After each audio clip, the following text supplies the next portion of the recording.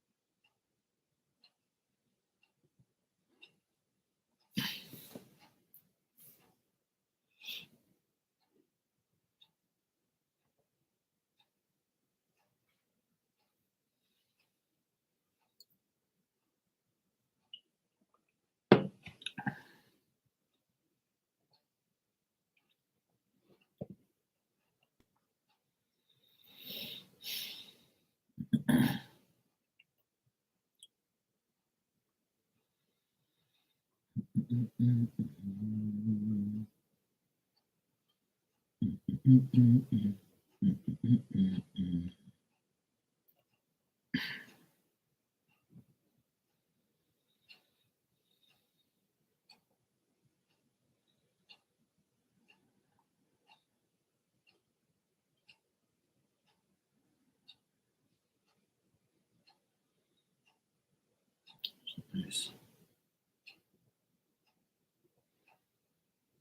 Really nice.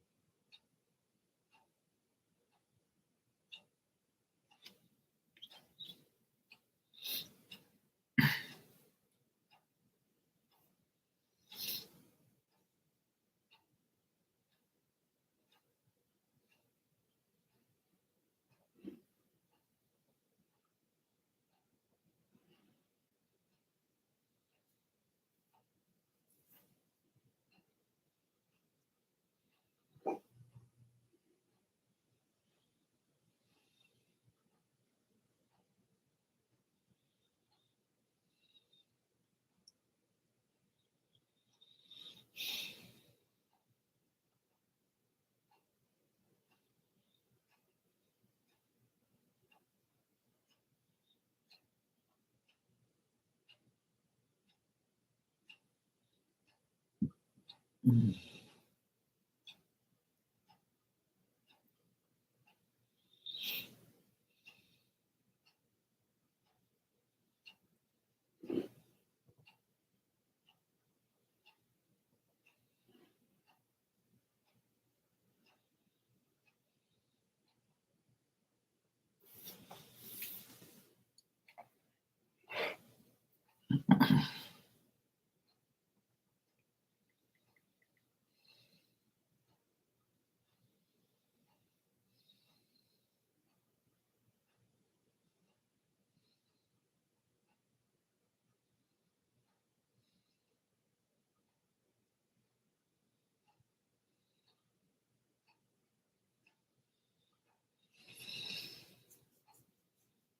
Mm.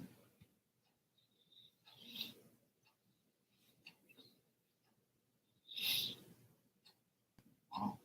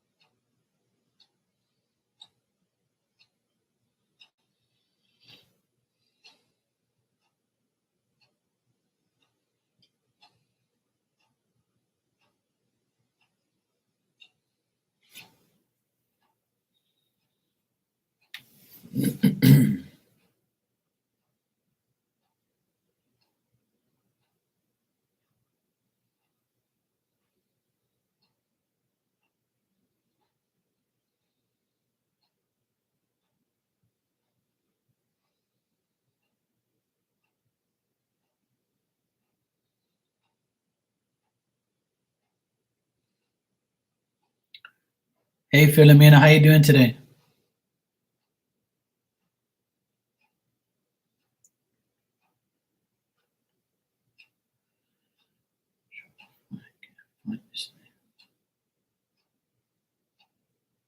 Hmm.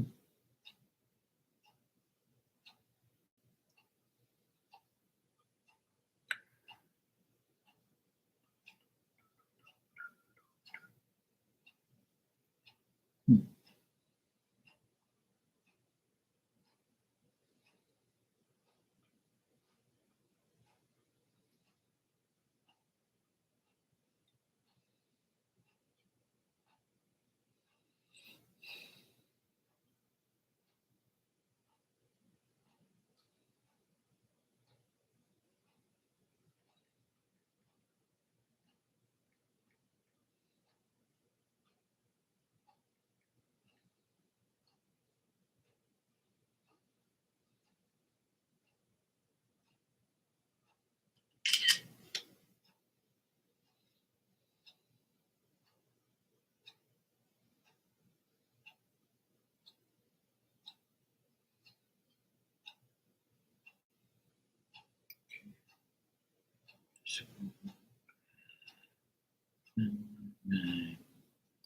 All right, cool.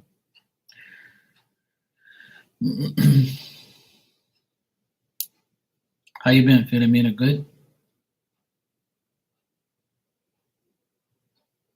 Thanks for the donation. I just got it. Thank you. You can go ahead and ask your question when you're ready. Appreciate that. Thank you. Just gotta...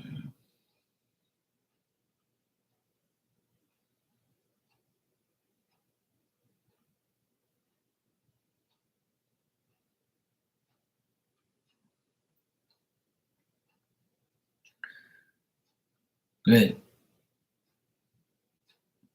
Yes, happy Thanksgiving. Hope you enjoy your holiday.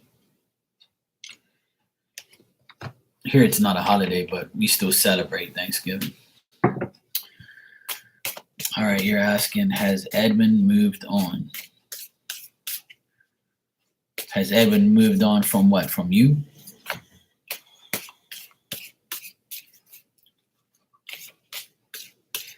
Hey, Barb, how are you, sweetheart? How you been?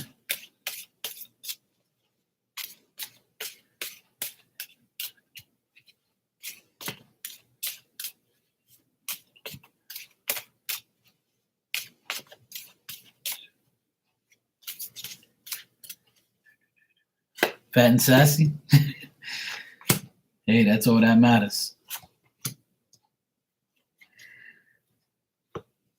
Philomena, I would say yes, he has moved on from you. He feels like the relationship and friendship, the friendship you had with him is lost now, and he doesn't have any faith in being friends with you anymore.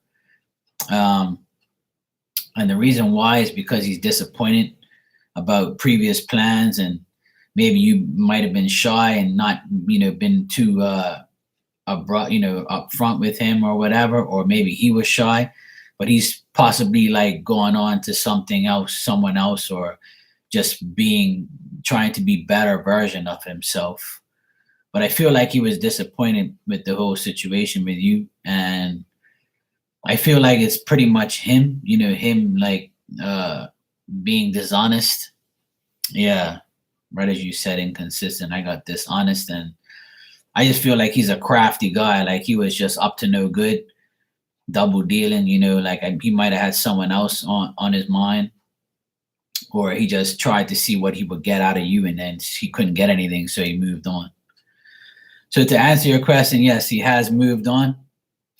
And another thing is he's preoccupied with his job and his money, his life. But I feel like he's a person without any virtue, like with any He doesn't really care about anybody but himself.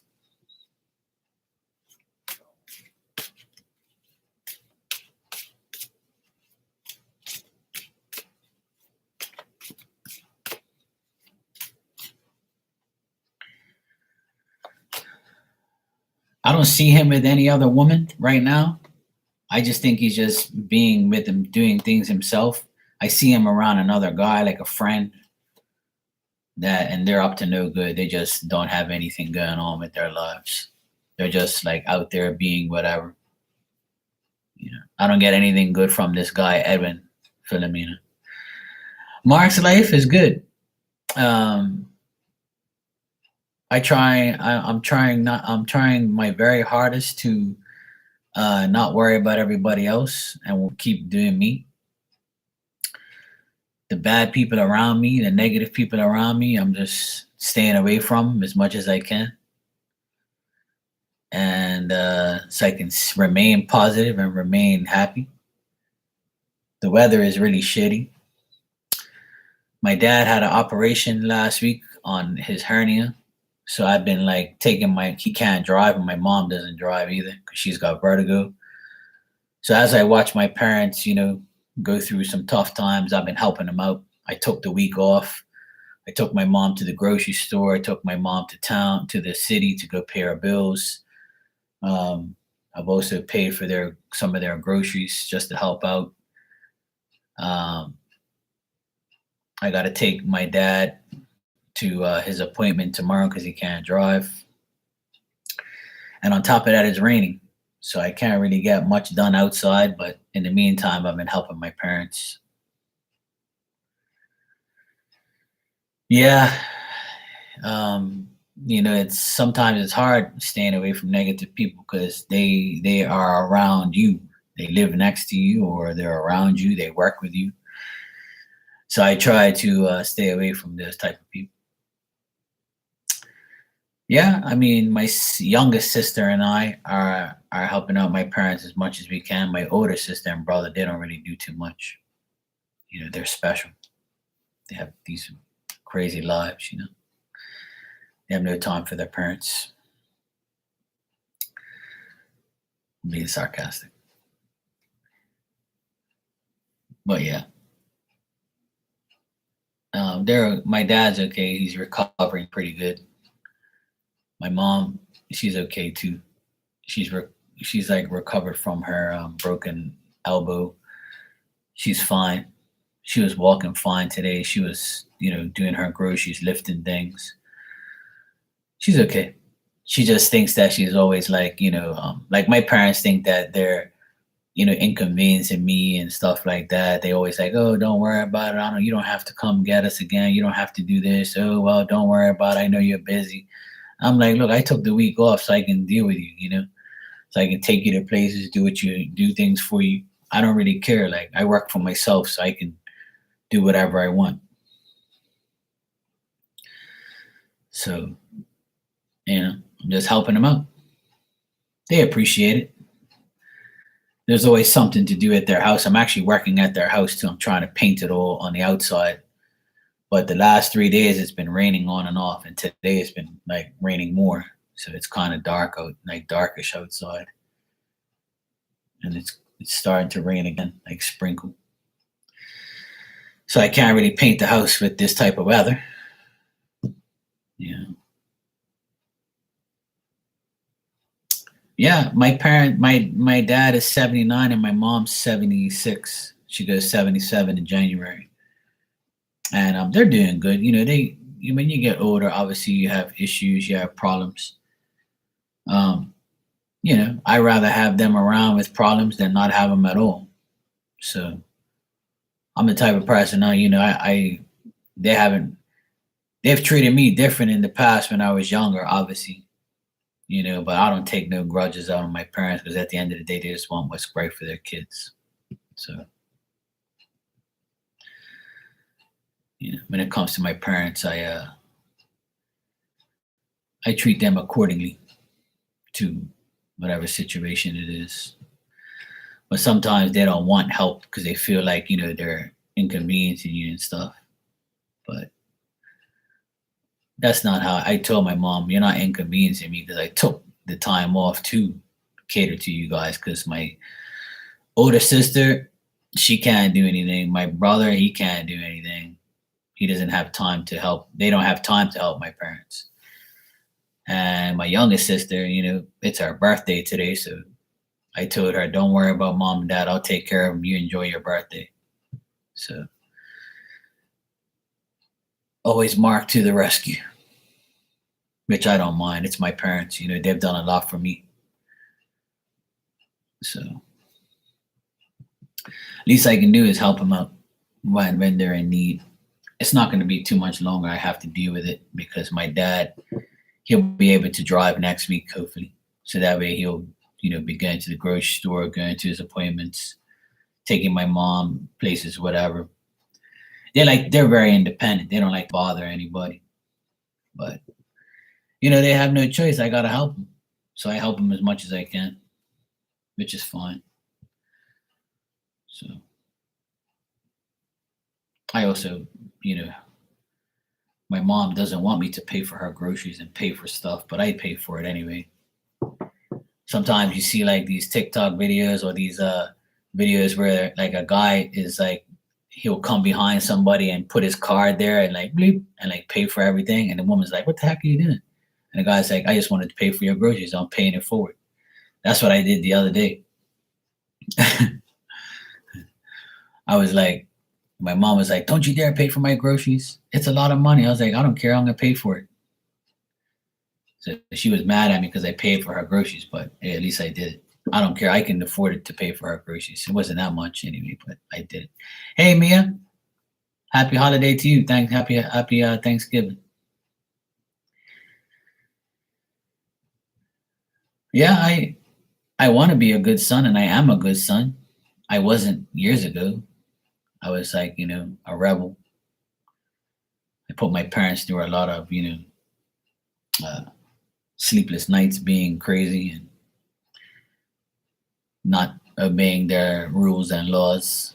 But, that's every kid, that's a part of life we want to do. When we get older, we feel more independent. We don't want to, respect our parents. But at the end of the day, that was 20 something years ago. So now I just like, let bygones be bygones and whatever, and help them as much as I can. That's all. My mom's more like appreciative, and she says thank you all the time. But my dad, he doesn't say thank you and all that type of shit. He's a little colder, and uh, he'll tell my sisters thank you, but he won't tell me thank you. He'll say it maybe once in a blue moon, but he'll say it as he's walking away so he doesn't have to look at me or something like that. Like he's a pain in the ass like that. He's got his like these old stupid ways about him. But I don't let that bother me. It doesn't matter. Like I don't care if you say thank you or not. It doesn't matter to me. It is what it is, Yeah, he's got too much pride. He's a good man. He's not a bad person. He's just like one of those people who, he's like he doesn't he told my mom one time, because my mom's like my mom always says thank you. And you know, she'll make food and then give us food or whatever. But like he's the type of guy, he says, "Oh, I'm your father. I don't have to say thank you to you." That's his way, So I was like, "Yeah, that's cool. You don't have to say thank you. You're right. You don't. But that's on you. That's not on me. I don't really care." Like, because at the end of the day, I look at it like I'm doing it for my mom and him, and I don't really need to be praised or thanked because at the end of the day, indirectly and on his way, he's kind of right. He's my dad. He doesn't have to say thank you because he's done a lot for me. When I was young, obviously, and so is my mom. But it's just he says thank you to my sisters, but he won't say nothing to me. And my youngest sister saw it the other day. We were both there, and I was doing outside work, and she took my dad to his like to the hospital and bring him back, and sorted out all his paperwork for him. And he goes, "Oh, thank you so much. I really appreciate it." And then he would just like walk off. Meanwhile, I'm doing all the labor, all the hard work outside. All my sister did was take you to the hospital and bring you back in the car because you can't drive. And he's telling her, "Oh, thank you so much," but he won't even say thank you to me. And I'm outside busting my ass and making his yard look good. He's something else. So I'm painting the house before Christmas. I'm trying to, at least, because the weather is all messed up. See, he can't do anything. He's like, he's got hernia, he's got gout all the time. He's got a lot of health issues. So I told him, I said, "Look, I'm not doing any hard work right now, for anybody. I'll paint your house when I get a chance." So I worked on his house on Monday, and then it rained, so I came home. Yesterday I worked on this house for about an hour, then it rained again. Then today I didn't work there at all because it's been raining. So instead of like waiting or working there, I said, "Let me go get some materials." So I went to the paint shop, ordered the paint, and I got it the next day. The first thing he says was, "How much did it cost?" And I said, "You don't have to worry about how much it costs. I'm going to pay for the paint." "Oh, no, that's not right for you to pay for the paint." I said, "Well, I can say to you, you pay for things, or you pay for my school. You put me in a private school for years. You pay for my food. You pay for my, for everything for me for years. So let me pay for you now." But he's got so much pride, and he's such a weirdo when it comes to things like that. Like, he doesn't allow me to pay for things. And I told him, I said, "It's too late. It's on my account. I'm paying for it. Next month when I get the bill, I'll pay for it, and you just have to get over it."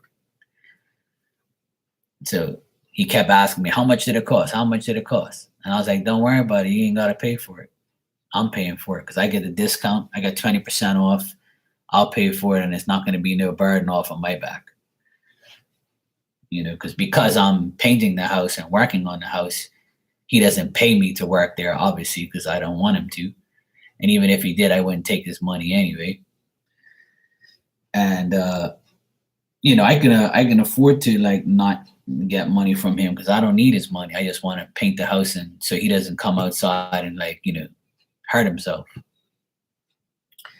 But it's so hard for him to accept like help from someone, especially his kids. Like, he doesn't like that. He's got too much pride. Like, he wants to be like the man. But he's got to realize that he's no longer the person he is. He's got to allow his son, me, to take over, do everything for him, and live your life. Just get over it and shut up. But he's very hard to talk to. He's very stubborn. Well, that's the thing. Like, I can afford it. I have my own business. Like, I'm single. I'm not married. I have no kids. I don't have no big bills to pay for. I pay for my own, my own bills. And like, I haven't been away in 3 years. So I've saved a lot of money, and the money I spent on the house, on my dad's house, it's for them. So I don't really care. Like, it doesn't bother me. Like, sometimes my youngest sister pays for things. Sometimes I pay for things. If I can afford it, I'm going to pay for it. Now, if I couldn't afford it, I would never do it. My mom and dad, they got money in the bank. They get their monthly pension and shit like that. But I'm doing it because I want to do it. I don't do it because I have to do it. I'm doing it to help them. So it feels good to like help my parents. It really does. Like, I'm not doing it for a medal or to be the kiss ass of the year or be the son of the decade. Like, that doesn't matter to me. Like, I don't care to be thanked or to be praised or anything like that. I do it because I want to do it. So, and if I do it, it's gonna get done properly. Because my dad, he's a cheap person. He'll just put one coat of paint on the house, and that's it. He'll be like, "Yeah, it looks fine. Fuck it. I'll just do it another 2 years time." So whereas me, I'll put 2 coats of paint on the house, and it'll last 4 years. so I don't have to do it for a while. I fixed his roof a year and a half ago, and it still looks brand new. And people who see me on the street, like in my neighborhood, they're like, "Mark, you did such a good job on that roof, you and your buddy." I was like, "Yeah, that's me and my cousin." He's like, "You guys did a great job. Yeah, I saw you working there every day. Your parents should be proud of you." And I'm like, "Yeah, I'm sure they are." I said, "I don't really care. I don't, I'm the type of guy. Every time I do something, I want to do it right. I don't care how much it costs. You got to realize when you do something right the first time, you don't have to come back to it no more. And when you do come back to it, it's going to be easier to deal with." So I've always had that mentality. Do it right. No matter how much it costs, just do it right. So that way you don't have to worry about it no more. So I've done a lot of work at my parents' house for free, and I don't care. Like, I don't rub it in their face. My mom, when I'm there, my mom, you know, gives me food, or she'll say, "Hey, you want, food? I made this. Take a plate home, please. At least take this plate of food home, so that way you don't have to cook tonight. You can eat this." Things like that. So we help each other. We give each other things. So that's all I want at the end of the day, is for us to, like, exchange pleasantries and exchange things and whatever. I don't have to, like, it doesn't have to be about money and shit like that. And plus, I'm not that busy right now because it's winter time.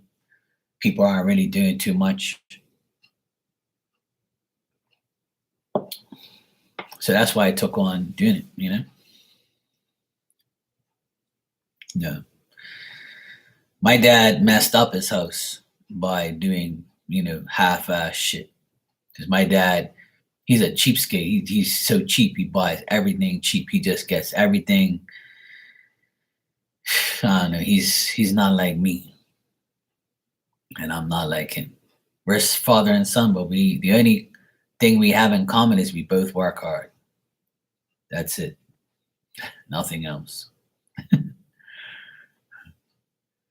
He's a Libra and I'm an Aquarius, so he's we got along, not in the beginning. Remember when I was young, like 18, through the ages of 18 to like maybe 25, I barely spoke to him because he held me back from my dreams and my goals, and he always like ran me down and acted like I couldn't do anything. Even when I went 30 years old and I went on my own, he told me it was the biggest mistake I'm ever gonna make, because he says there's nothing like working for a paycheck every week guaranteed. And I was like, "So what? You think people that have their own business don't have a paycheck guaranteed every week too?" And he didn't say anything. And I'm like, "Well, you're just like everybody else in the world. You have no faith in anybody, and everything you say is right. So I'm going to prove to you that you're, you know, not a motivator and not a faithful person, even though you have faith in God, but you have no faith in your damn kid." So I was like, my attitude was like, "Fuck him. I'm going to show him who his son really is," because he doesn't really like know me like that. He thinks that, and the thing is, he's never seen me fail at anything. He just like says stupid shit that don't make no sense. He's just got that old, dumb way. Like, whereas my mom would be like, "Oh well, go for it, whatever." My mom's cool like that. But him, no way. Everything is the worst decision. So here I am, 15 years later. I have my own business. God forbid he knew I do this. He'd definitely talk shit about me. He'd be telling me that I'm crazy. I'm not psychic, and why am I doing this shit? Am I crazy? Whatever. I would never tell him that I do this stuff, because he would never believe me, and plus he look at me different even more. So some things are best unsaid. But as my business grew, and as I got more and more work, and as I came more and more secure with my business, he never said, "Congratulations." He never said like, "I'm proud of you," or, "I heard good things about you. So and so told me you're good." And I work at his house and fix shit in his house all the time.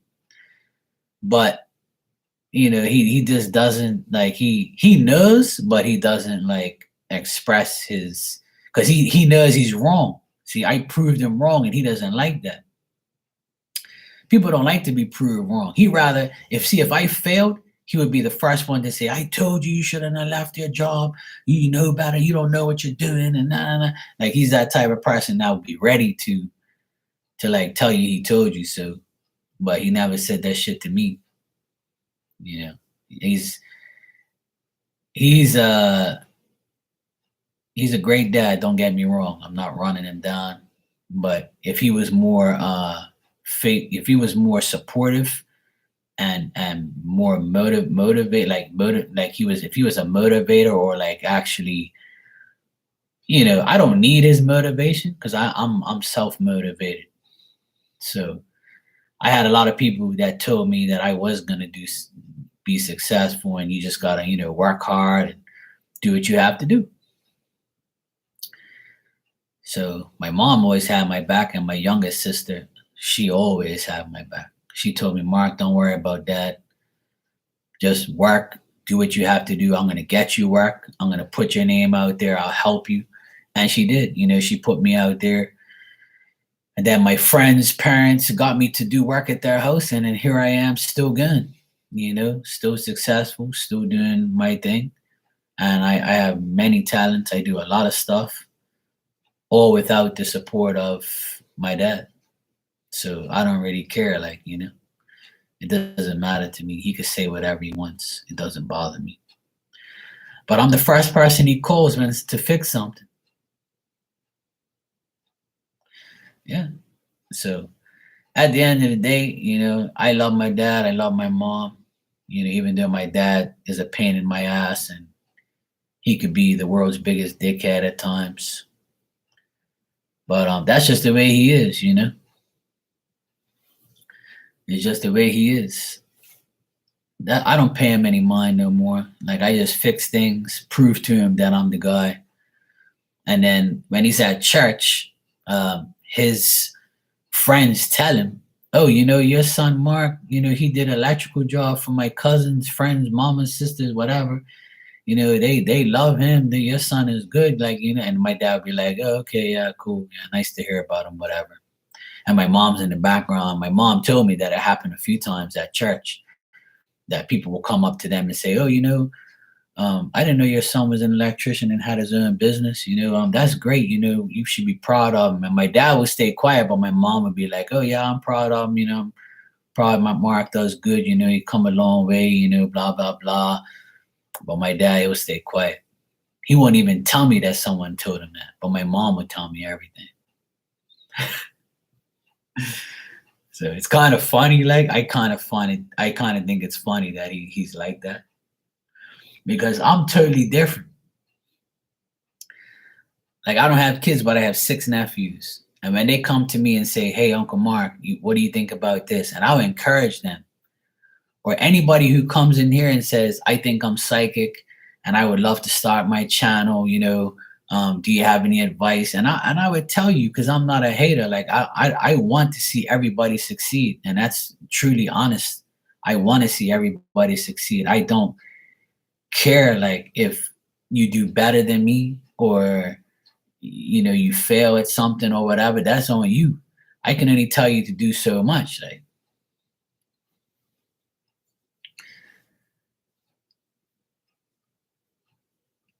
yeah, exactly. Yeah, that's what I'm saying. I'm proud of my nephews because I don't have a son. But if I had a son or a daughter, or if I had kids, I motivate them every day, just like I motivate my nephews. I love my nephews. I always done been like my youngest nephew. He said to me, the Christmas concert this year, I want to try and be like, in the Christmas concert and take a role because I really want to do it. And I said, go for it, like do it, like be the character you want to be. Try it. Hey Star, how you doing, sweetheart? How you been? So I always encourage everyone to do what they want to do because you're only here so long. Why is it that when we have to get old, we have a bucket list? Start doing it now. How you're gonna reach 80? How you're gonna reach 100? How you know you're going to reach next week? You might as well do all the things you love to do now. Who cares what people think? Who cares what people say? Fuck them. Just do what you got to do. And that's how I live my life. Because like people just constantly think they need approval from people, or they need your consent, or they need your like support. You don't need none of those things. All you need is yourself, and motivate yourself. Do what's right for you. Do what you want to do. Exactly, especially in today's world. I agree. And that's why I encourage my nephew, and he got the part. He got the part in the Christmas concert. Because he told me, Uncle Mark, I don't know if I can do it. I said, of course you can. And why wouldn't you be able to do it? Oh, I don't know, because a lot of people are trying to get the part. There's 3 other guys. I said, well, then you show everybody that you know how to do it. You show everybody how good you are. And he did. And I'm so proud of him. He got the part. He came home and he said, hey, Uncle Mark, guess what? I got the part as the young boy in the play in the Christmas concert. And I said, see, I told you. Told you you'll get it. I know, I believe in him. So all you need is one person to believe in you, and it makes you like click. It makes you say, yeah, if my uncle believes in me, that's all that matters to me, because he's the one who believes in me the most. But a lot of people don't like want to motivate people, because they are the one, they're hating on you and they don't want to see you succeed. Or they just, have this thing where they're not a motivator, they're rather a follower, or they don't want to lead you to nowhere. So, and kids need so much more motivation now than ever. I think kids are so caught up in iPads and iPods and phones and technology and PlayStation that their parents would rather have them do that than be successful. Some parents.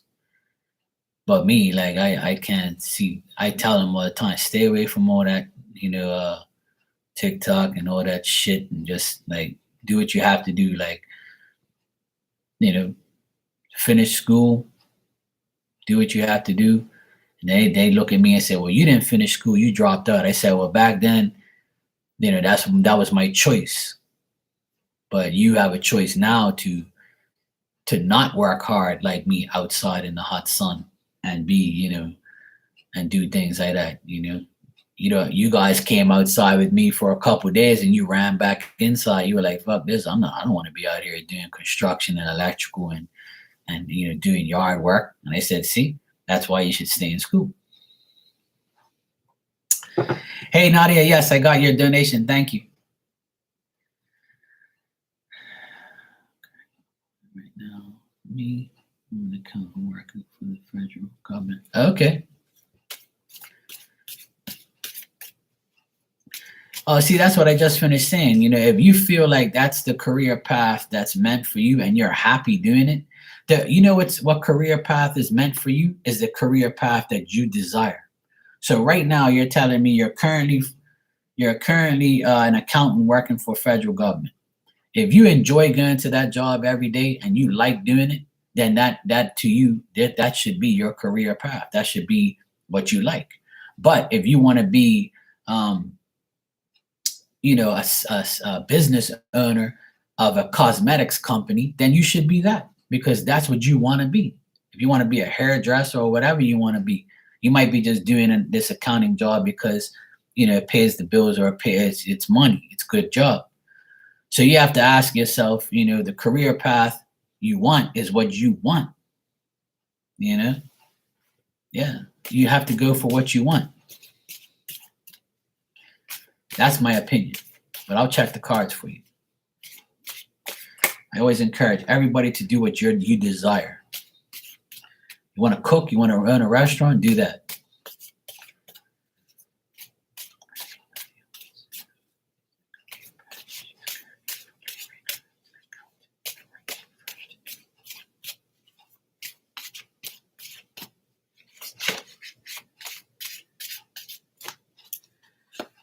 Yeah, Barb. All right. So what I got here is, to be honest, I think that you want you don't want this career anymore. That's why you're asking me in the first place. Um, I also feel like this job right now, working for the federal government as a right, exactly. And what I see here in the cards is, you feel like you want to break the sequence that you're in and get out of this job and do something else. But you also are listening to the outside influences. Like people might be telling you, or your friends or your parents or people around you that are close to you might say, "Hey, Nadia, don't do that. Just wait and see how things go." You might think it's bad luck where you are, or it's not your fate, it's not what you want. And this can be causing family issues with differences of opinion from people. And this could be like mentally draining you because you feel like you temporarily want to do this and then go into something else. But if I were you, I would do exactly what I said. You have to just retreat and go back to what you want to do. And yes, it's stable. Yes, it pays well. You don't mind it, and you're not passionate about it. And that's why I keep telling everyone, and I'll tell you as well, whatever you're passionate about, you should be doing that. But don't do it unless you have it all lined up already, which is common sense. You know, I would stay at this job. If I were you, I would stay at this job for now and wait and until you have your real passion job ready to go. And there's nothing wrong with doing your passion job as a part-time thing. Like me, I have my own business, but I do this on the side when I'm not working because this is something I'm very passionate about and something that I love and something that I'm good at. And so you can also do the same thing. You can have two jobs, two businesses, two everything, You should never limit yourself. But as far as answering your question, is it right for you? No, I would say no, it's not. And you should be doing what you really want. You should be doing what you really, really, truly desire. So whatever you truly want, go for it because that's what you're here for, is to do what you really want. And sometimes I wish that I can be a full-time psychic, but I don't want to be because I know that it's not what I really want to do every day, all day. I want to fix things and do my business, but I come on here because it's raining. Today it's raining. I can't work outside. So if I can't work outside, I'm going to work inside. You see? So yeah, and you're welcome. And that advice is the advice I always give everyone. You can always do both. You're saying that job is stable and pays well. Great. You don't mind it, but you're not passionate about it. So now you got to ask yourself, what am I passionate about? I'm going to go do what I want. So you can still do both. And once your job that you're passionate about becomes reality and becomes real, then you can change. You can give up that accounting job and go to the real you if it's the same stability that you're going to receive. That's up to you. That's a choice that you have to make. But my advice is to do both. So you have a double income. And that's the best. And if you want to become your own boss, that's even better, especially in these times.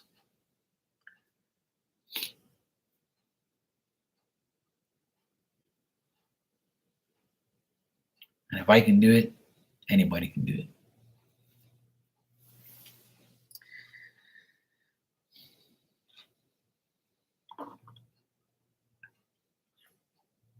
Yeah, see, there you go. It's simple. And I believe that you can. I know you can, Nadia. I know you can do it. You can do both.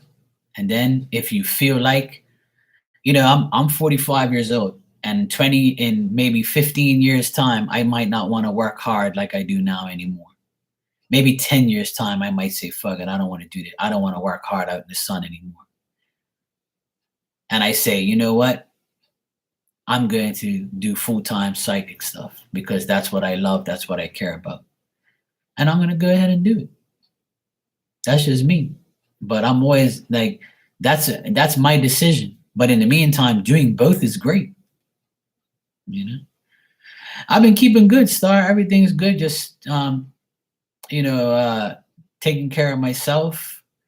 Business has been great. I've been coming on here more often, talking to people and listening to everybody and chatting. And it's nice to catch up. Okay, Nadia, thank you too. Take care. You can do it. And just taking care of my parents. I was saying earlier in the live that my dad had a hernia surgery, so he can't really drive. My mom don't drive because she's got vertigo, and they have, you know, they're getting up there in age, so they're having, you know, health issues. So I took the week off this week to help them, and I've been working on their house, trying to get their house, you know, back up to. Pole dancing, no, because my back hurts, so I haven't been doing any pole dancing lately. But when I get back into the pole dancing, you know, if my back gets better, you know, I'll be doing a little extra pole dancing. Yeah. Oh man. Yes. I hope everybody has a good Thanksgiving. Eat well. You only live once. Eat the best food you can. Do what's right for you.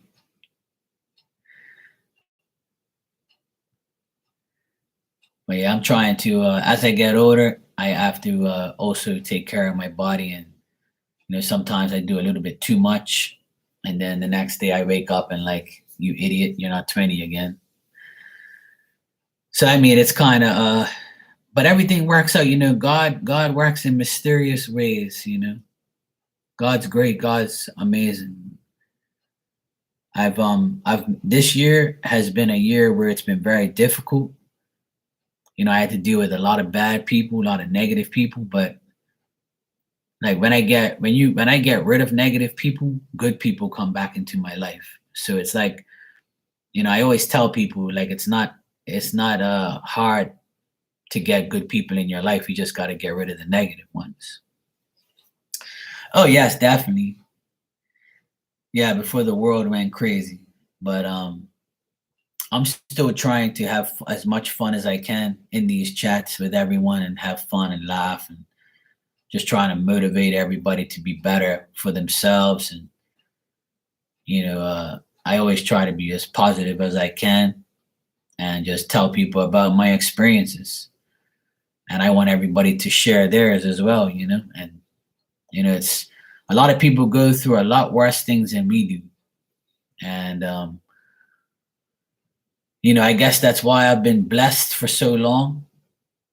And because God says, probably says, you know, Mark does a lot for a lot of people. I'm going to do something for him, you know. So he keeps me safe, he keeps me sane, and he helps me a lot so I can help everybody else.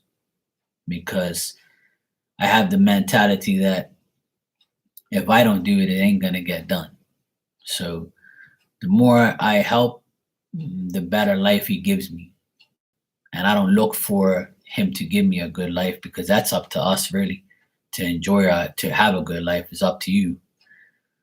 Your faith in him will get you to the place you need to go because somebody's got to believe in you. You know. Yeah, I try to be every day. You know, I try not to judge anybody or get mad at anybody or you know look at things in a bad way because at the end of the day I always say to everyone, if I'm not in the hospital hooked up to some machine, then I'm doing good. That's my mentality. If I'm not in the hospital, I'm doing great. If I don't have health issues, I'm happy. And for those who do, I will help them, you know, motivate them and pray for them and try to put them in a better state of mind. I feel the same way, Star. I'm glad to have met you, and I always wish you and and everyone the best. And I have faith that everybody will get things done and have do the right things, and the right people will be in the right place at the right time for you. That's how it works.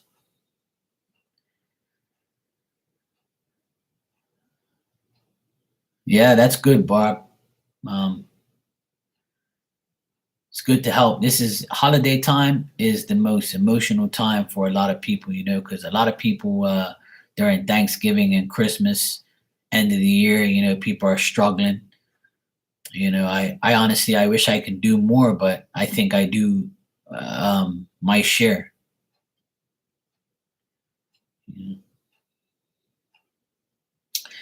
I agree, Star, and that's my mentality, and has been my mentality for several years now.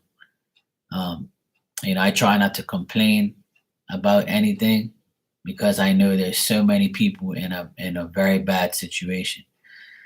And doing this for the past 3 years on YouTube and Instagram, it's opened my eyes up to, I feel like I have a great life compared to a lot of people who come in here who tell me they're struggling.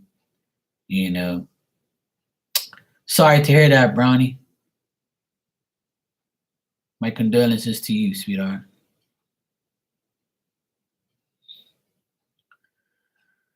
Sorry to hear that.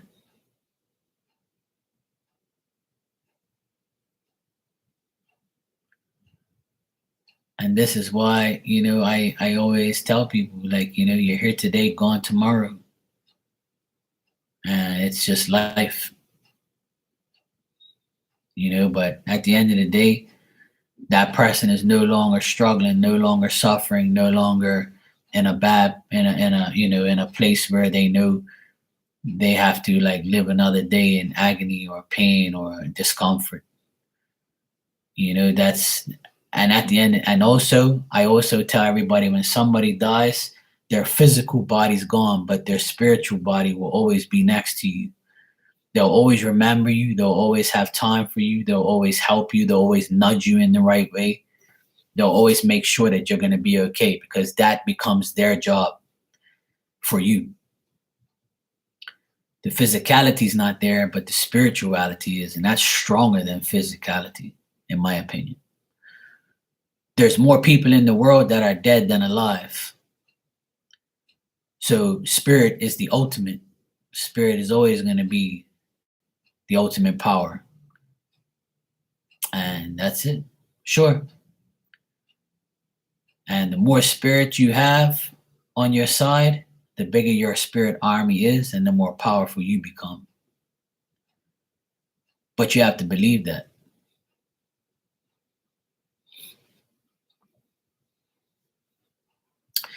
You too. Happy Thanksgiving to you, and say hello to Tony for me. And I hope you and your family have a great Thanksgiving and eat as much as you can.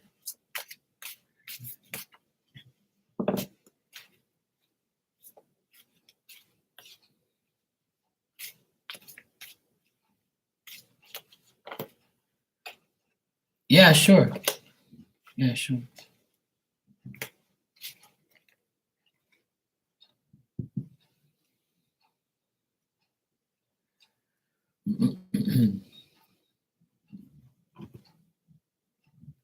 My dog's snoring in the background. All right, let me check.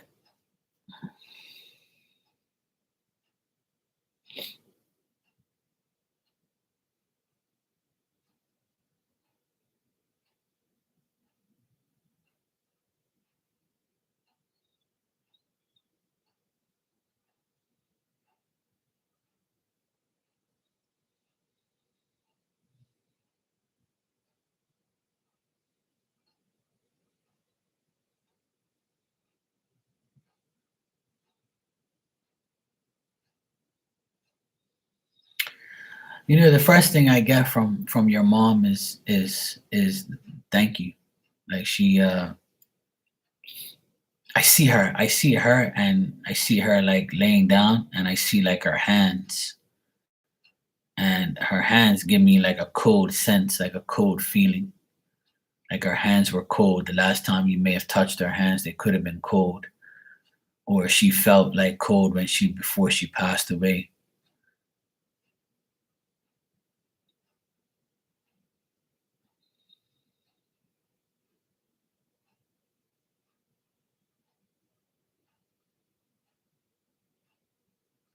She has high praise for you, Brownie. She doesn't. She has high praise for you. Um, I think that there could have been like arguments or disagreements in the past that she says she doesn't want you to worry about or anything like that. She doesn't want you to dwell on anything negative that's happened because it's over and done with now. She doesn't want you to remember anything negative. She doesn't want you to deal with any type of remorse or regrets or anything that's happened between you and her or any other woman around you that dealt with that type of stuff. Like she wants you to have more wisdom. You know, learn from the things she told you. Remember the things. Um, like she's telling me whatever goals you have, don't stop because she's gone. Keep going. Let her be your motivation. Like don't cancel any plans. Don't feel empty. Don't feel like you're going to like get worse because she's gone. She doesn't want you to do that. She wants you to remember her as the person who was generous, had dignity, taught you things, you learned from her, you did what you had to do. She didn't want you to look at yourself with security and extreme comfort. Like she doesn't want you to feel sorry or feel upset.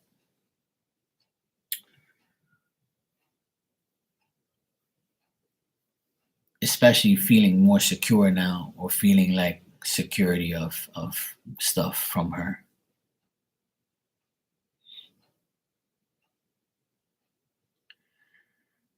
I'm telling you about your mom, what she's thinking about you.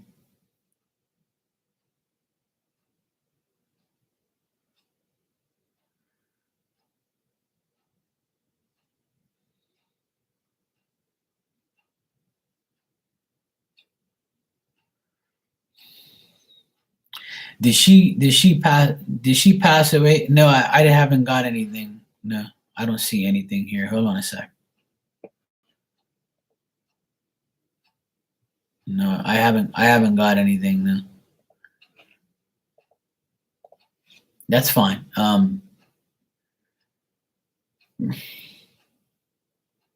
Like did she did she pass away like at the hospital?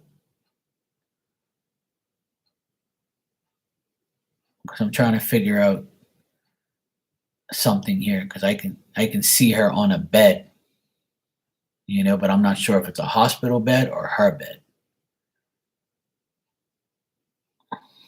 Huh. Okay.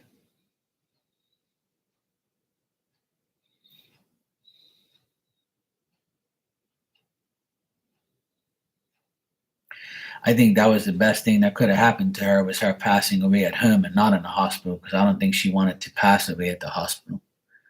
That's the type of vibe I'm getting from her.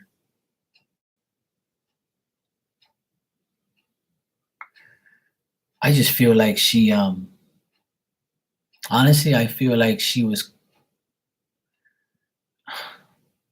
a good person.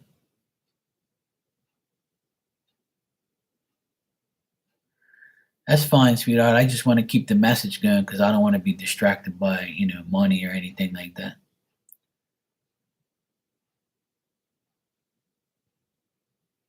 I'm trying to get more information from her because I can see her and I just want to like tell you everything that she's telling me.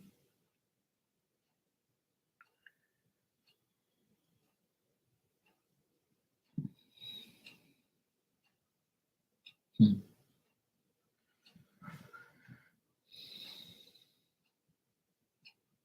I think that you're gonna like feel her hands or feel like something about coldness, or I don't know if you like when you talk to her, I don't know if you held her hand, but like that's what I see. Like her hands, and I could see her like laying down, and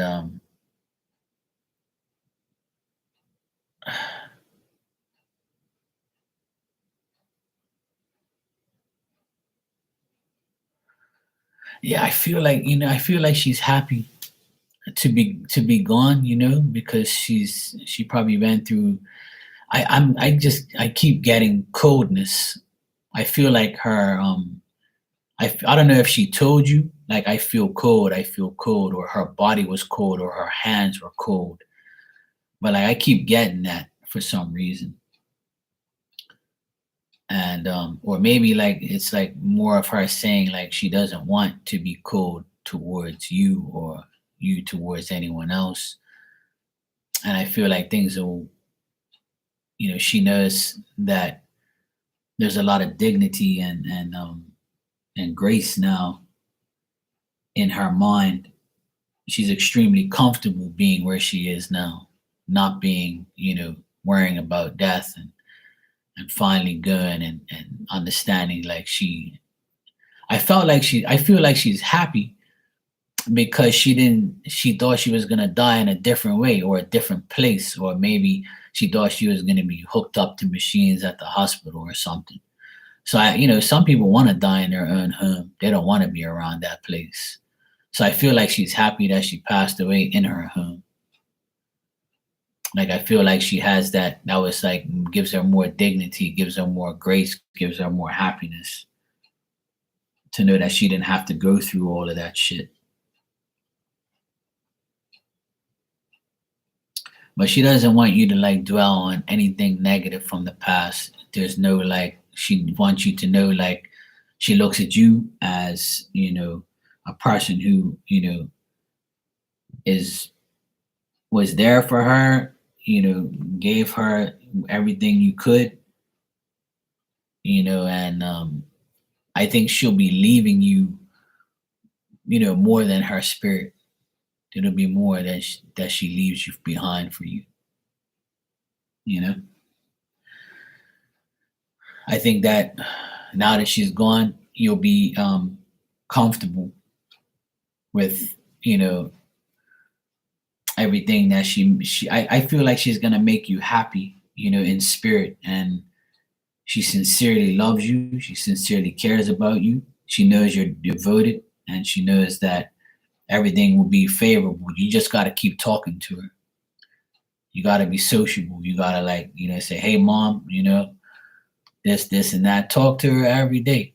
As long as you acknowledge her, she's going to make you happy. And she wants you to be happy. She doesn't want you to remember nothing like the last argument you had or the last disagreement you had.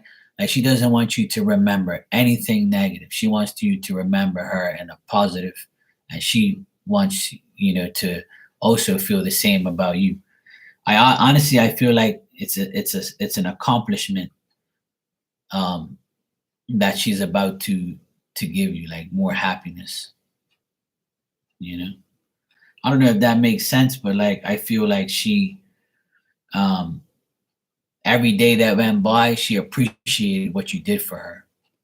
So now, like when some people pass away, I also feel like they look at you and say, now I don't have to burden you anymore. You don't have to take care of me anymore. I'm now in God's hands. And now that I'm in God's hands, I can return to earth and spirit to help you now, to put the blessings on you, to help you to make, to return the favor, or just to be in your life in a spiritual way and put you in a happiness state of mind, instead of. So basically what I'm getting from her is like the message from her to you is this: be happy, you know, and just know that, there's nothing more that you have to do. She's now going to You took care of her, now she's gonna take care of you in spirit, which is great. That's I don't get nothing negative at all. And she doesn't want you to like dwell on any type of negativity whatsoever. Like she doesn't want you to think that she has some bad thoughts about you or anything like that. She's very happy with you and how you've dealt with her. So I definitely see nothing but good things. Yeah, I got it. Thank you very much.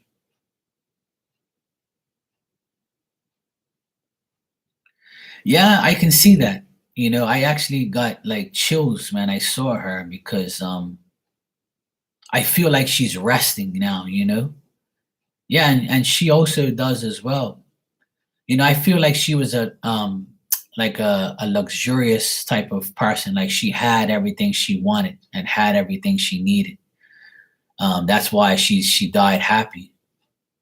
I really feel that, from her. She was a woman of dignity and grace, and she was generous. She helped people. I don't get nothing negative from her. She's a beautiful person, you know, and it's good to know that because usually when spirit pass away, like they'll give me the sad story of how they died or how much pain they were in. Not her. I don't get that from her.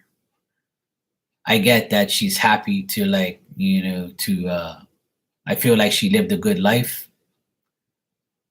Yeah, she wasn't in pain. Yeah, I don't get that. So that's great. Yeah, I don't see any pain. I just feel like she was cold for some reason. But usually when spirit die, I mean when people die, they're cold. They turn cold, or that's the only feeling I got from her. Like almost like she went to like I can see her hands and I can see another hand with her hand, and it felt cold to me. That's all. Not like in a bad way, but like temperature wise. So, but I get that she's happy with her life and how she lived it, and that's great. I love hearing things like that. I don't want to hear like I'm no longer in pain and all that type of stuff. Yeah, I don't want to hear that. Like I'd rather hear what I'm hearing now. That she doesn't have any animosity. She doesn't have any regrets. I don't see anything bad. Nothing. That's great to hear. I'm happy to hear that. It's so nice to hear positive things from a person who just passed away. That's wonderful. You should be proud, Brownie. She has nothing but good things to say about you.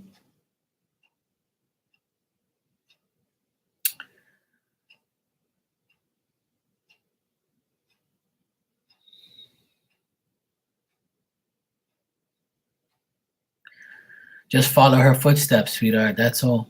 You know, be like her.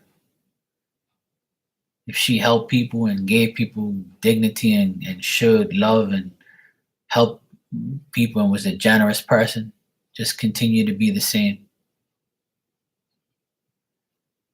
That's all. Yep.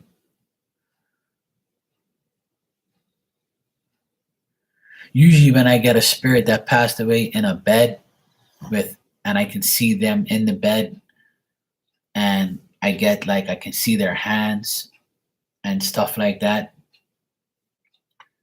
like to, and she's all like dressed in white, so that to me means that it's peace. When I see somebody in white, that shows me that they're at peace and they're protected. My God, they're okay. I always see, like when I see that, I'm happier. It's when I don't see the white garments or the white stuff, like I don't really, I get kind of worried, but I don't see that. I see nothing but good things. So that's a great sign that she's like that. But that comes from being a good person. That comes from being generous. That comes from having dignity and peace and love in your life. That's what happens when you're a good person. You get put in a good place.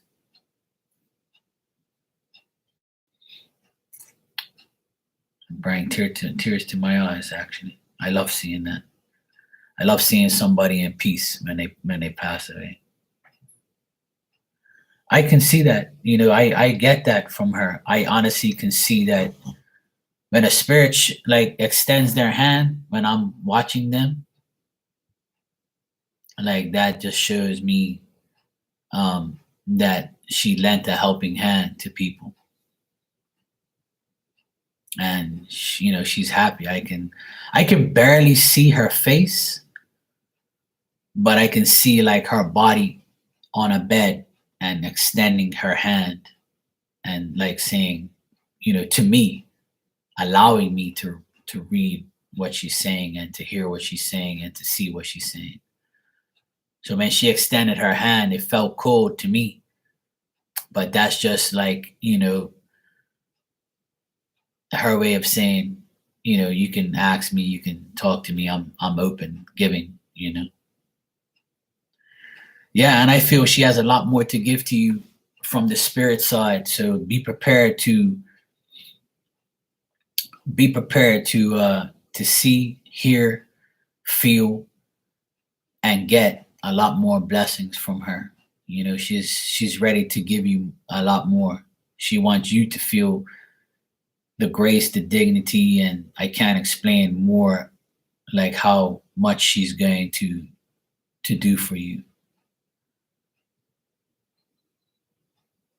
Because if you're that type of person in real life, in spirit, you're not going to change. You'll be even more of that person because you have more time, and you're going to get nudged into places that you would never dream of. You'll see and feel and hear things that you've never heard too. You're going to see a lot more from her. It's not the end for sure. You got to be prepared for the spiritual downloads ahead. I honestly feel you're going to be very happy in the next, the remainder of this year. You're going to be happy, and you'll see and you'll feel a lot more from her. I definitely get that from her.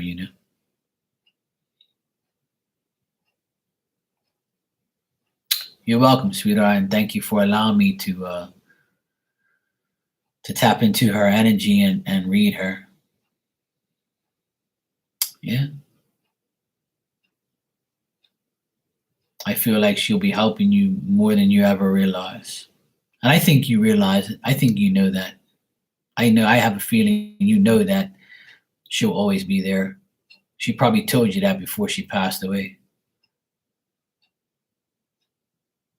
She just doesn't want you to argue any with anybody. I keep getting that she doesn't want you to like um argue over her or feel any type of way. Like she doesn't want you to be, in any type of negative form of mind about her or with her or with anyone else about her.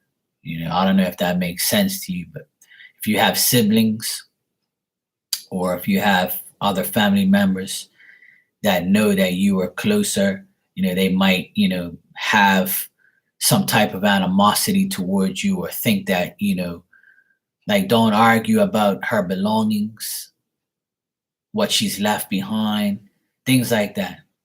Hey Shakima, how you doing, sweetie? Yeah, I'm still here. Um, and that if that makes sense, then just do that for her, don't worry about it too much because what you have from her is what the others can never have. And that's the spiritual blessings that she can give you. So she's asking for you to like not go above and beyond with anyone else about her.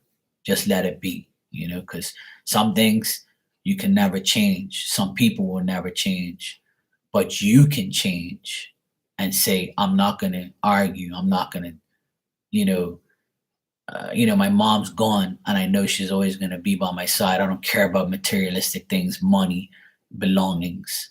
So if there's arguments about those type of things, then avoid it. That's what she wants you to do.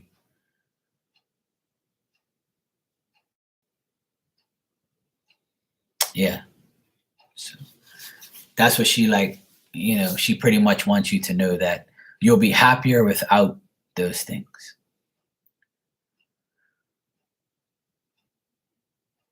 Yeah, absolutely. Absolutely is. Yeah. Yeah.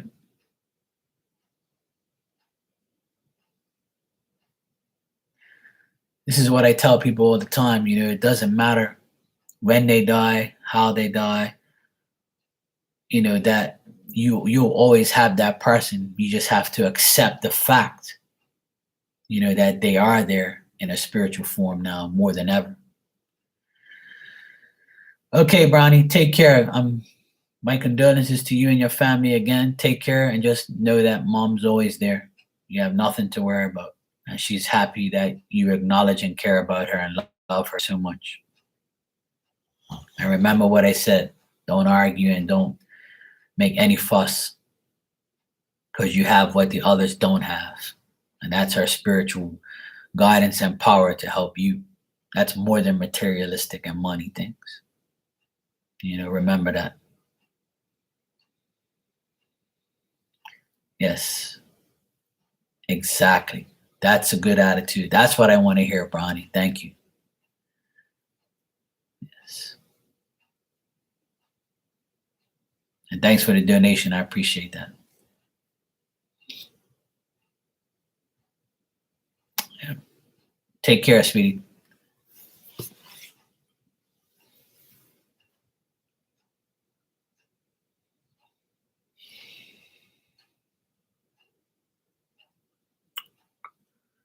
Death should never be sad.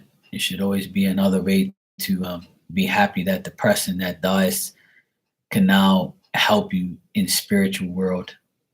That's what I tell people. As doing mediumship for years now, I always understand spirituality more. When somebody dies, yes, it hurts. Yes, it feels like shit. Yes, you'll never see that person in a physical form, but you'll always have him in a spiritual form. That's even better sometimes than having him in a fucked up physical form. Seeing them deteriorate, seeing them suffer, seeing them die. But once that person's gone, they're automatically all yours in spirit at all times. It's never going to be a minute where, it's not like a physical form where the person's asleep. I'll call him in the morning. Don't work that way. You have that spiritual person every day, all day, no matter what. No time.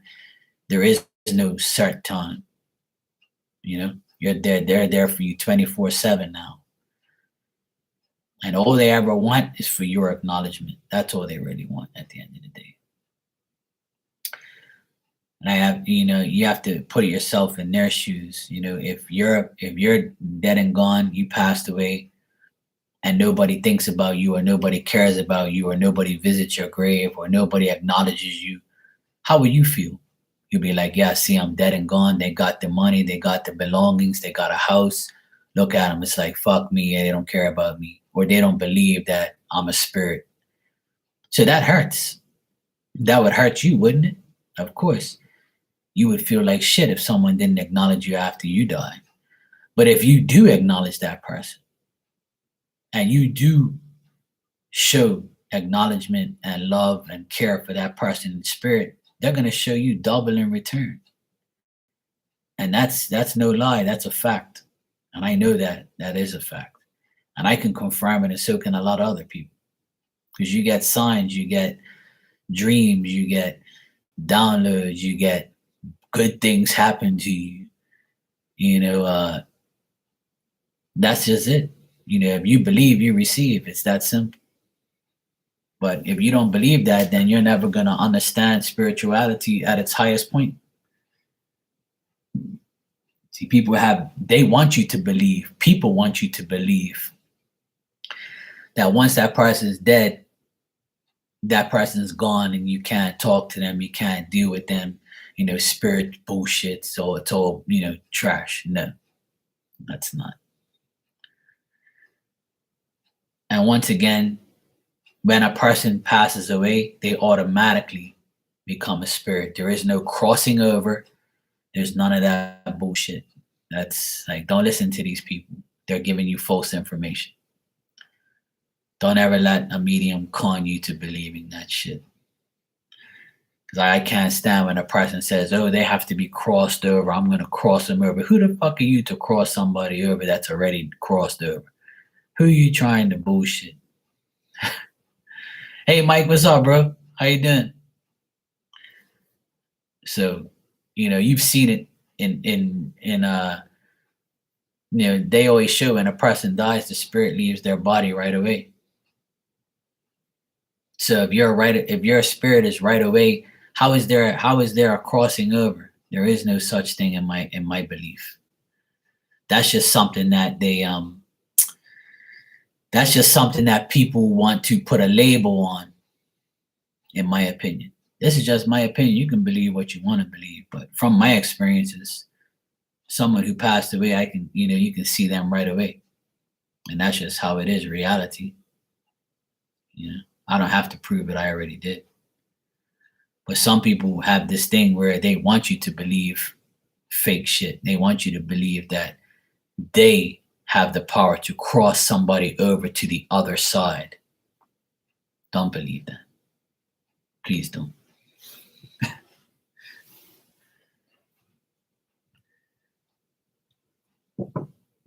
That's all bullshit.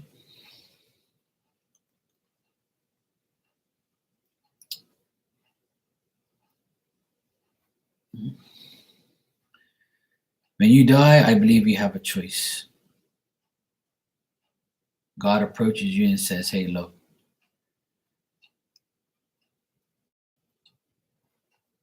what do you want to do? You want to go back to the earth in a spirit form and help people? Or do you want to go to hell, where you should be going because you're a bad person?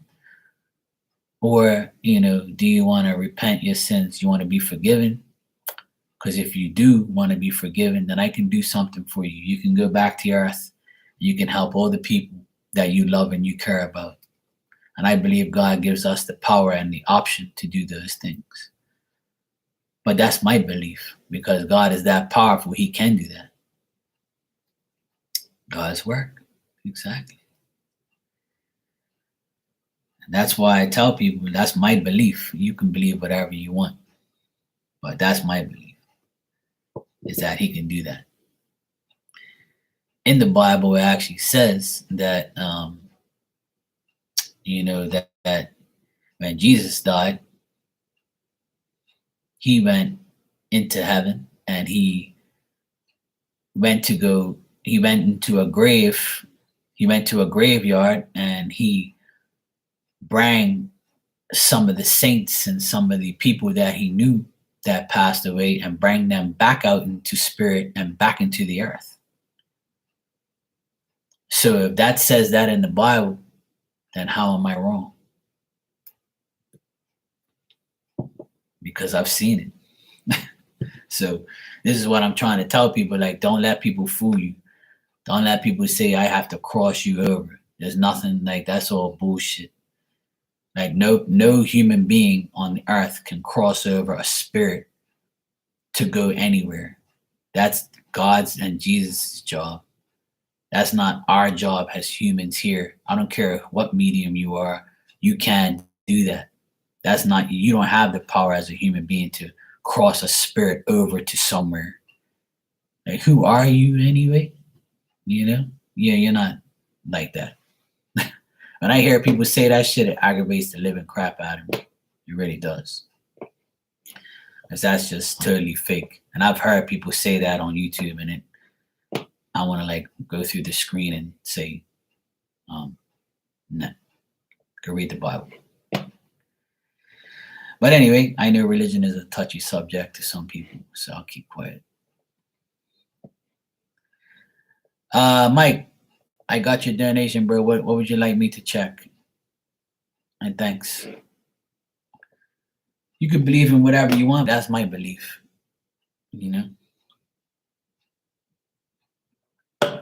I believe only God and Jesus have the power to do those things. We're just messengers, and we're not here to cross nobody up. No, that's not my job. God gave me a job to see spirit, talk to spirit, channel spirit, to give you a message, to give you guidance. And there is no trophy that I get at the end of the day. I was getting a surgery, one of many. I went above my body. God asked me, do you want to go back? Yes, I am not finished raising my son. And that's great, Bob. And I know a lot of people who say the same thing, that, you go above, you go into a trance, you go into this next type of world. And then God gives you you're on your deathbed and he asks you, you want to go, you can go. If you don't, then come back. And then I'll just put you wherever you need to go. And only God has the power to do that. So I don't know what these stupid mediums on here are talking about. They can cross you over. No. Anything you're crossing over is your devilish mind to think that you do that. Hey, Becca, meow. How you doing, sweetheart? You okay? All right, Mike, you say, so up here visiting Sarah, and there was a situation that happened that now she is doing something to benefit her long-term health. Once she is clear-minded, do you see us making it through this together? Basically, she was mad at the moment, but I know once she is clear-minded that the best situation that could have been made. All right, Mike, I'll check. Yeah, I know, Shakeem. I laugh at these fools too. They irritate the crap out of me. Oh, you eating cake? Yes, I saw it. Happy birthday to your son. Many more birthdays for him. Enjoy it. Enjoy the times that you have your kids at these ages. So be blessed with him today. Have a good birthday. Give the things that you can, and enjoy it. And enjoy a piece of cake for me. I'm on a diet. Not. All right.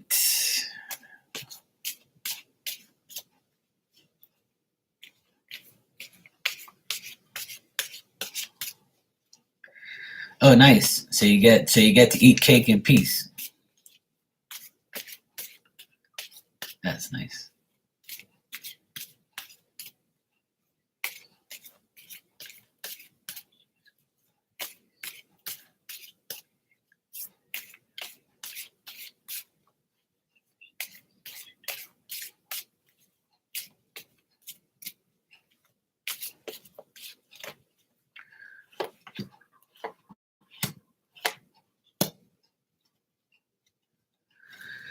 All right, Mike.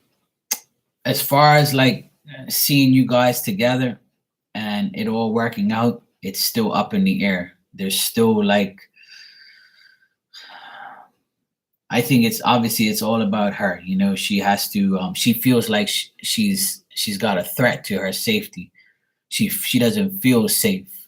She doesn't feel like she's gonna make it. She feels bad. She doesn't have no faith. She feels like people are not being sincere with her. I feel like you guys are gonna unite and be together, yes, and I feel like that's the best thing for her. She's hopeful, and I feel like you're also hopeful and expecting things to get better, but you have to face reality and understand that right now, you're imagining this, you want this to happen, but at the end of the day, it's not something that can be only you deciding. She has to also decide what she wants. Also, she's going to be sick for a while. I feel like she's going to continue to be sick, and she's going to continue to have bad faith. Like, her faith in herself is not that great right now. I don't think that I think she's fearing the worst. And because she fears the worst, it's affecting her health. It's affecting her mind. It's affecting her body. So my suggestion to you, Mike, is to keep encouraging her. And I know you are. I know you love and care about her 1,000%, and that's great. Keep her motivated. Keep her mind on positive. Help her as much as you can, because right now her faith in herself and in her sickness is not very good. This is something that, she feels like it's going to hurt her financially, it's going to hurt her physically, and she feels like she has to make the ultimate change in order for her to live longer or live more or live, past this situation. She knows she has to make the transformation, but whether or not she does it is up to her. So your support is going to have to be at an all-time high, or else she's going to like give up. Unfortunately, that's how she thinks, and that's what I'm getting here as far as what she is like feeling. She feels like she's getting karma. She feels like she's getting bad luck. She feels like everything's going downhill, and she won't be able to afford any type of more treatments, or she feels like, nothing's going to happen for her, like she's never going to get ahead. I feel like she's going through like a very hard mental, point in her life. Like her state of mind is not very great. She feels like she's going to continue to be sick. So her mentality right now isn't very great, Mike. She feels like she's going to lose everything. That's her mentality right now.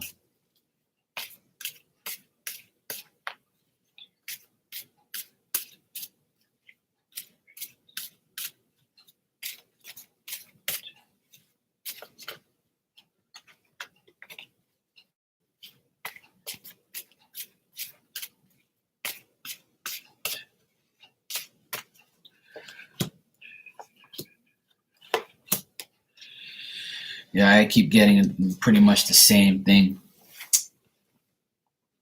I feel like she's gonna have to be taken care of at home, and yeah, I feel like she's gonna be in trouble. Like, this is like she also feels like she's going to restrain others because she needs help, and I just keep getting that this is like gonna be a bad time for her. But the best thing that you can do is try to restore her faith. That's what I'm getting very strong here, is restoring her faith. Like she feels like, remember I keep telling you, Mike, she feels like she feels like she's a burden to you, like she's let you down. I've told you this millions of times. Hey Ninja, how are you, sweetie? Like she always has this mentality, like, here I am again. See, and now I'm sick. I'm hurting Mike even more. Like, why would he even want to deal with me? I'm a pain in his ass. Now I'm sick. Now, does he even care? Does he even want to like deal with me? Like, is he saying this is your karma, or this is your, like, it's running through her head constantly. Like she feels like everybody's going to be restrained. And that's the thing, Mike. I respect you for that. And I know you're doing your best for your kids and for her and for yourself. And the only thing the biggest piece of advice I can give to you is try to restore her faith. I can't express that enough. And, keep telling her that you love her unconditionally. Keep telling her that, you're going to take care of her, whatever she needs. Because if you don't, nobody's going to tell her that. Nobody can guarantee what you can guarantee her. You can guarantee to help her because you love her like that. But because she's done a lot of wrong things to you and to herself, she's now getting the karma, but she thinks that she's going to restrain you from doing what you have to do because of her wrongs. Like she can't make her wrongs right in her mind. But the only thing you can do is restore her faith. Right. And if you keep doing this, she'll be okay to a certain extent. Now, like I said, I'm not a doctor. And the only thing that I can suggest is that is restoring her faith in herself, and being there for her. And that's the only thing that's going to give her tranquility and a peace of mind. And I know I've told you this a million times, she just feels like she's a burden in your life. She feels like all I've done is disrespect Mike and he's still there. What is going on? Like, why would he even care about me? Like, she doubts, herself too much. She's too much. Yeah, I know, Mike, and it's I think you're a blessing in her life. I know you're a blessing in her life, but she needs to make changes, bro. If she doesn't change the way she lives, she's not going to live much longer. She has to change her life, and she has to change now, because if not, she's going to continue to have bad luck, and she's going to continue to have this illness. And the only thing that cures illnesses is your faith in God. And that's facts, whether people believe that or not. The best medicine is believing in yourself and God. That's it. There's no other medicine more powerful than that. So, and people's support is more than, a medicine.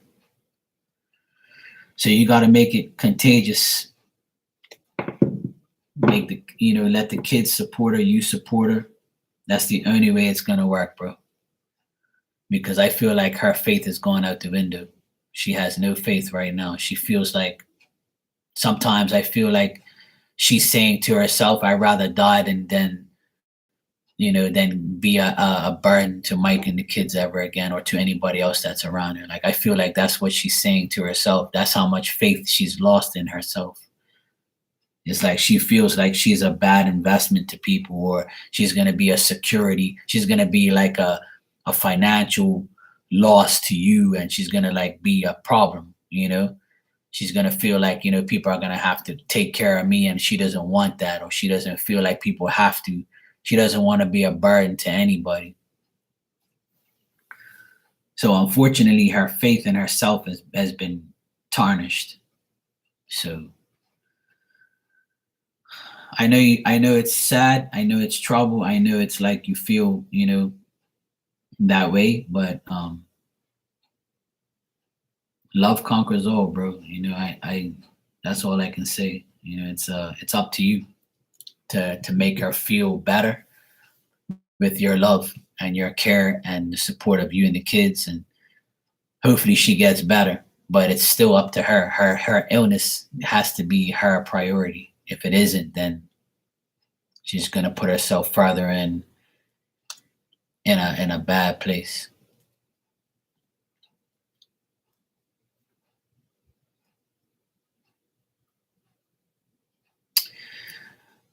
Mike, from what I see, she's gonna need you now more than ever, because who's gonna take on that? Who's the only person that you think that would take on her illness and her being ill? Who? Who does she have right now that is going to say, when you get out of the hospital, or when you finish your treatments, or you can come live with us? Who's gonna say that? Who's gonna support her? Who's gonna pay her bills? Who's gonna give her faith? There you go. That's why I told you, by the end of this year, I see you guys together. But it's still going to be a task, obviously, and that's the task. I never would have thought it was sickness, because it's not for me to see. I'm not a doctor. I don't see sickness too much, but I remember telling you that she's keeping things from you. And this is another thing that she's keeping, that she probably kept from you and didn't tell you. But this is the whole thing. She doesn't want you to continue to accept her faults. She feels like she's always letting you down. So that's what it is, She doesn't want to let you down any further. She doesn't want to be a burden to you. She doesn't want to aggravate you. She doesn't want you to,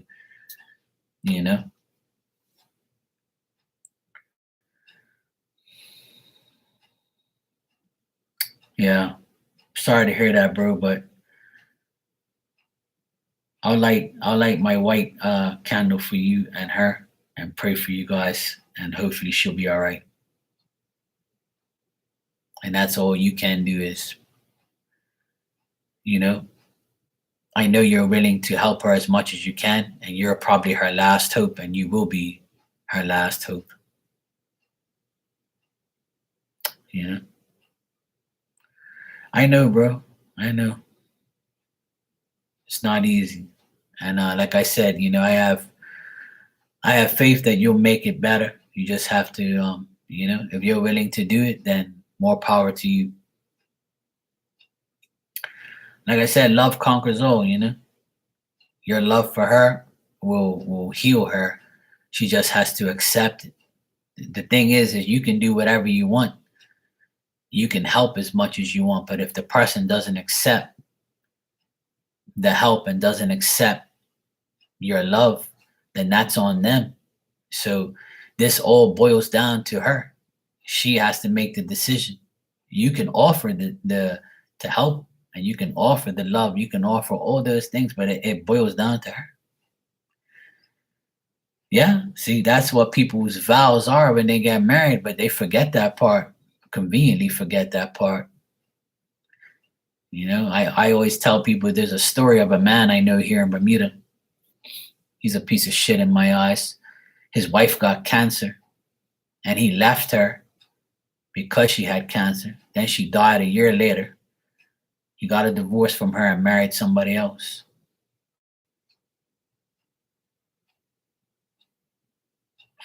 But little does he know, you pay here before you go. And that's if you're lucky.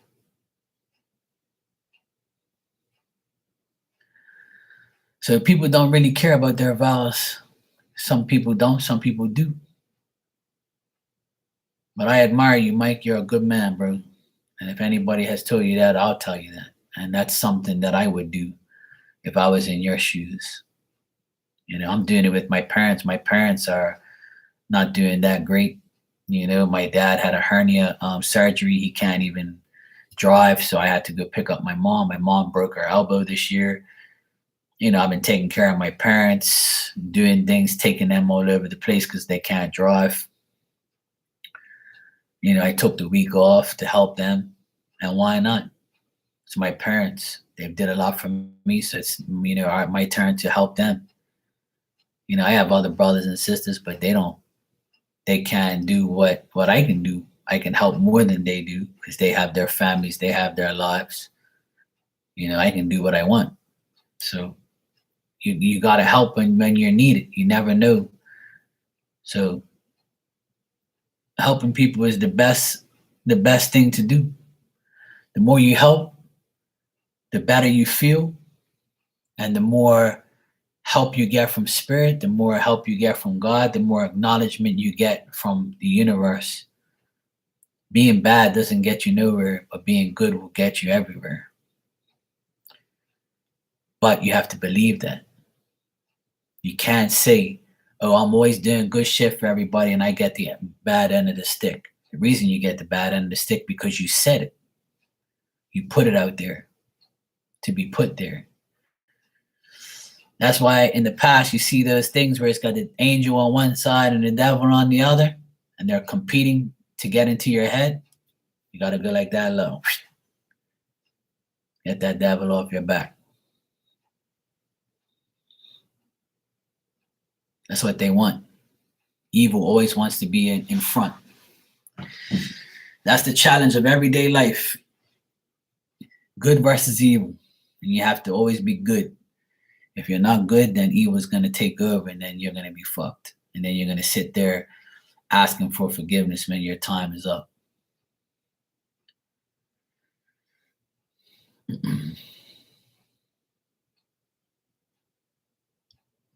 All right, Barb. Good to see you always, sweetheart. Take care. Love you too. Yeah, exactly. You just never know. Back, I try to be a superhero, but I'm not. I'm just a guy that speaks facts and knows what I know and The older we get, the more experience we should be in our lives, and the more we should learn from what we do and what we shouldn't do. You know, it's not people's fault. They have sickness, or they get old, or they can't do something.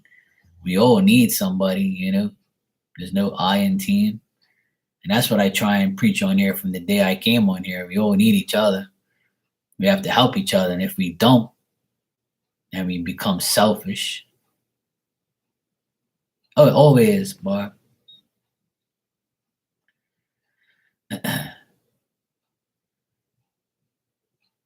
Mhm. That's why this year a lot of people have been exposed of their evilness and their stupidity, and people are starting to take over the world back. The good's overcoming the evil because the good lost their faith. That's the sad part. A lot of good people lost their faith, so the devil took over, and they went over to the other side. They sat there and said, "Hey, well, good doesn't get me anywhere. Let me be bad." Bad got them everywhere, and then they realized that that wasn't the right place, so they converted back over. But I don't have that problem. I'm only on one side, as you can see. But hey, I'm not perfect. Don't claim to be. But I want everybody to be happy. That's all I ever want. I love to laugh. I love to cry when I laugh, from laughing a lot.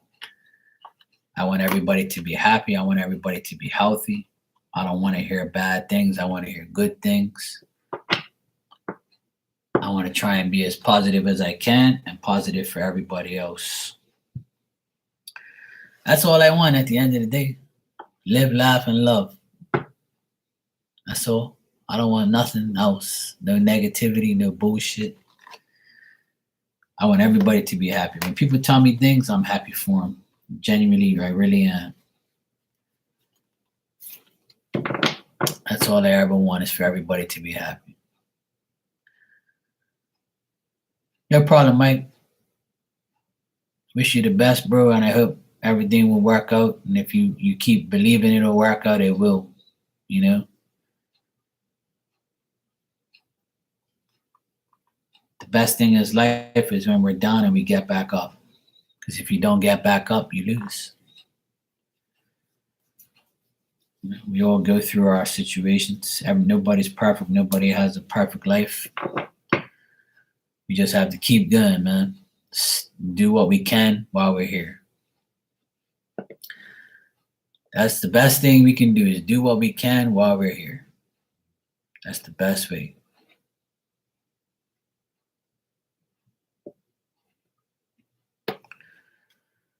I was cried a few times today. I'm trying to hold back.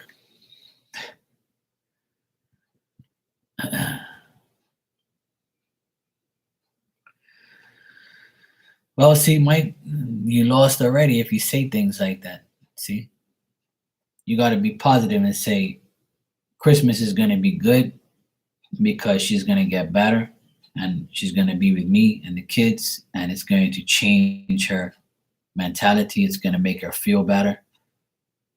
And I know Christmas is going to be good. Don't say, I don't know if Christmas will be good or looking good. You got to change your words so the energy changes. The energy will shift once you start talking positive, you know?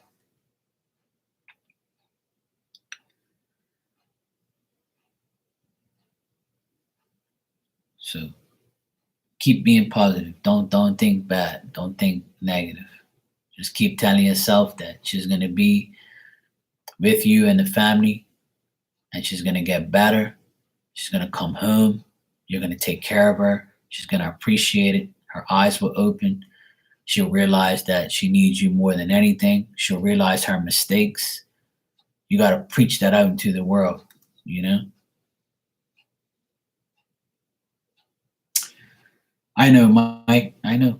And that's why I'm trying to put you in a better frame of mind. I want you to be positive. I want you to put it out there into the world.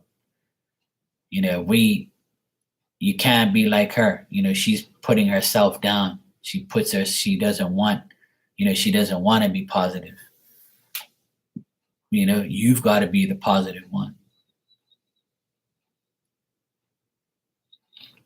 Exactly. Now you're talking. That's what you got to say.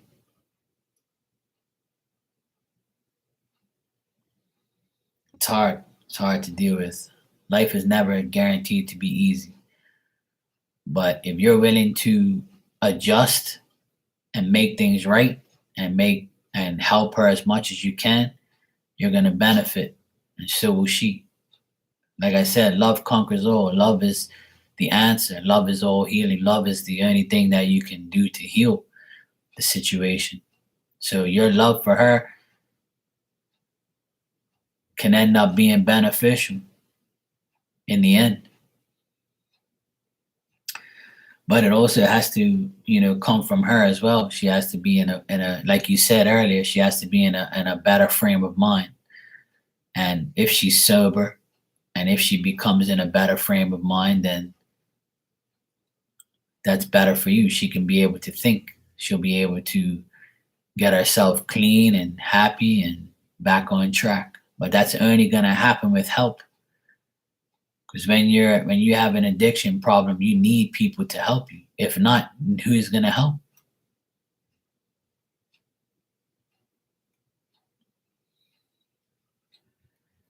It's very hard, man. I've seen a lot of my friends die from drugs and alcohol, and it hurts. That's why I don't like funerals. I don't really go to too many funerals. I'd rather just, not go. Because I went to a funeral over 20 something years ago. I went to a funeral and I saw one of my good friends die from heroin. And it wasn't good.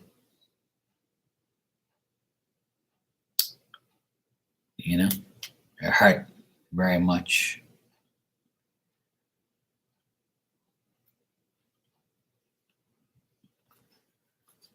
It's not good, man. That's why the devil wins many times. He has a lot of wins in his win column. And the only way we can change that if we reverse the bad into good. It's the only way it's going to work. I try every day to make that happen.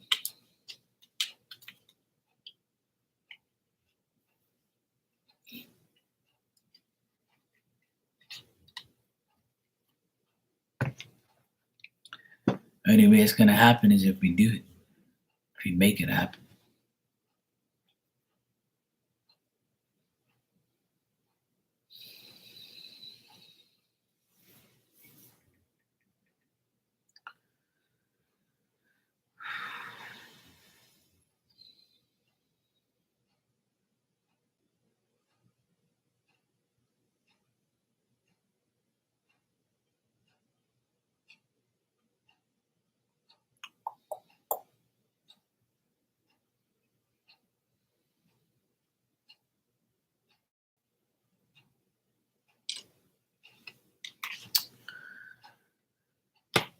All right, bro. Stay safe. Like I said, I'll light a candle in a few minutes and pray for you guys, and hopefully everything will be all right. Let's just keep positive and keep me updated, bro. All right.